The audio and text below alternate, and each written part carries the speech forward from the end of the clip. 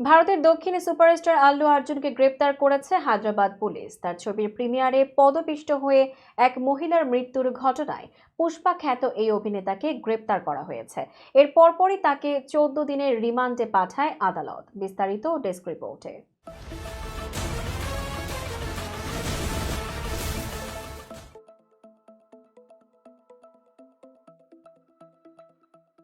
শুক্রবার পরিবারের লোকজনের উপস্থিতিতে জুবিলি হিলসের বাড়ি থেকে আল্লু অর্জুনকে গ্রেপ্তার করে হায়দ্রাবাদ পুলিশ।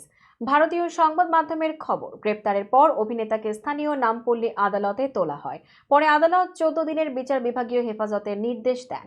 এদিকে আদালত কর্তৃক 14 দিনের হেফাজতে পাঠানোর পর দক্ষিণী তারকা আল্লু অর্জুন তেলেঙ্গানা হাইকোর্ট থেকে অন্তর্বর্তীকালীন জামিন পেয়েছেন। জামিনের আগেই আল্লু অর্জুন হায়দ্রাবাদ সেন্ট্রাল জেলে পৌঁছান। মৃত মহিলার পরিবারের অভিযোগের ভিত্তিতেই চিক্কাতপল্লী থানায় এই মামলা রুজু করে পুলিশ। অন্যদিকে আল্লু অর্জুনের গ্রেপ্তারের পর মৃত নারীর স্বামী জানিয়েছেন, আল্লু অর্জুনের বিরুদ্ধে করা মামলা প্রত্যাহার করে নিতে চান তিনি। পদদলিত হয়ে তার স্ত্রীর মৃত্যুর ঘটনায় আল্লু অর্জুনকে দায়ী করতে চান না তিনি।